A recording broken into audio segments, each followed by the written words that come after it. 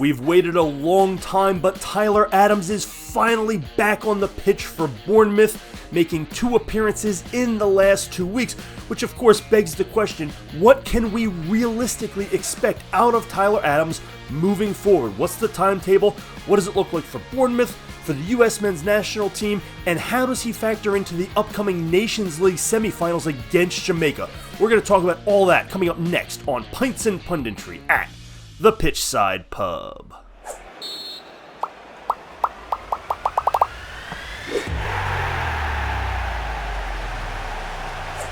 It is so good to see Tyler Adams back on the pitch for Bournemouth, just wrecking havoc everywhere he goes, but we have to temper expectations with a player who has had some serious injuries over the past couple years, and not just any injuries. We're talking back and a hamstring, the sort of things that linger, that get re-aggravated, that can cause problems long-term if you rush back and do too much too soon. It looks like that problem has been avoided. He has been patient, Bournemouth has been patient, and now he is being eased back into the matches, into gameplay, and we have to ask the question, what can we realistically expect from Tyler Adams, both domestically and when he comes home to play for the United States? So we're going to talk about that next here on Pints and Punditry, but before we do, go ahead and hit that subscribe button for me down below so you can follow the channel. Get down in that comment section, what do you think we can realistically expect for Tyler Adams, and what do you want to see from him?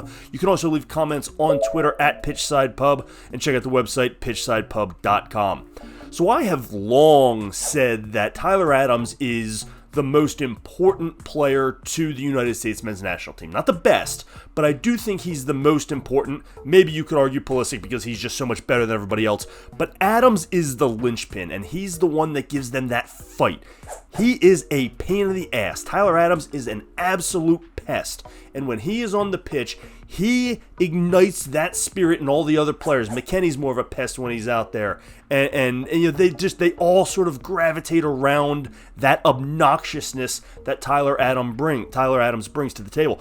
And when you are playing these CONCACAF competitions, you need that. Tyler Adams is as CONCACAF-y as it gets, right? He is willing to get down and dirty with some of these countries that like to play that style on these bad pitches and in weather and all this stuff. He does that, and he does it better than anybody else on this roster. So I think he's one of the most important guys on this team, and I think that's only magnified under Mauricio Pochettino, who likes to play with intensity. He's an intense guy. He begs that from his players. He requires it from his players, and Tyler Adams is the guy who is best built to give him that. So I think he's the most important player, maybe save for Pulisic, on this roster, and it will be good to get him back.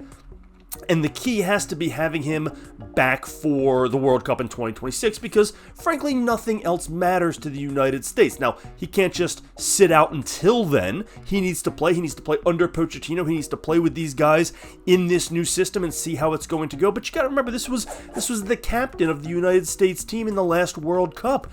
And yes, there is more competition at his position now. Guys like Johnny Cardoso are coming on strong, and maybe it's not a given that Adams has his starting spot on this roster in this lineup, just waiting for him when he returns. But I think it should be, particularly if Pochettino is going to play with a double pivot. He's going to put 2 defensive midfielders out there. You're going to be hard-pressed to convince me that Tyler Adams isn't one of the 2 best if we're going to run a double pivot out there. So I think his spot is there for him when he returns, and that intensity will play so well into Mauricio Pochettino's system. I think that's a guy that Poch is going to love. But what can we expect from him? He has made 2 appearances now for Bournemouth, 10 minutes 2 weeks ago and 25 minutes last week in Bournemouth's victory over Manchester City. And he came on and he was an absolute pest. He looked like the Tyler Adams of old for only 25 minutes or so, but he was winning 50-50 balls. He was going in for hard fouls. He was doing all the little things that Tyler Adams does so well. He was a pest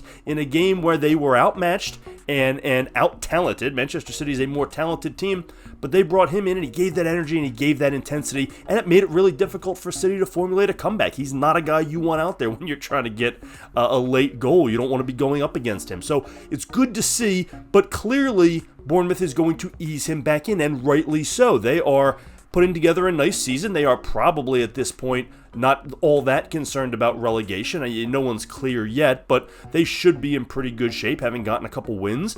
And so they don't need, and they've obviously been operating without Adams for a long time. So other guys have stepped up. So they're going to work him in, and he's going to be in a rotation. And frankly, at least for this season, that's fine. That is a perfectly fine place for him to be. And the World Cup is not this summer. It's next summer. So I'm not worried about him playing every single minute of every single game. I want him to get his minutes. I want him to be brought along slowly and surely. I want to see starts. I hope he is not a sub all the time, coming off 20, 30 minutes here. I want to see him play 90 minutes sometimes. I want to see if he can do that 4 or 5 games in a row, but he doesn't have to play every single game. He doesn't need to be running out there 90 minutes 3 times a week if the Cherries do advance in the Carabao Cup, in the FA Cup, and have all those competitions and have the congested figure schedule. So it could be a really good situation for Tyler Adams where he doesn't have to do that every game 3 days a week, but he can get a good run of play, and we can see if the body can handle it, because that's the concern when you have been out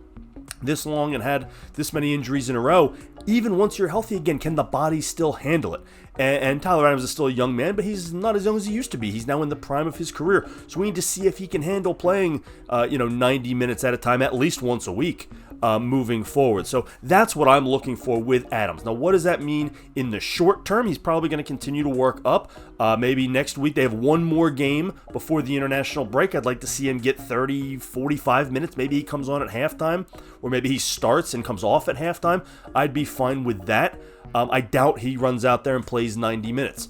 And that's probably for the best. So what does that mean for the international break? Well, the United States has a dual leg matchup against Jamaica. The games are a little less than a week apart from one another. I don't think he's going to go do 90 minutes there either. We saw what happened over the summer. He played 90 minutes against Uruguay, and then we didn't see him again for 4 months. So clearly that wasn't the right idea, and he had not been worked up to that. That was a move of desperation, and a lot of people should have known better.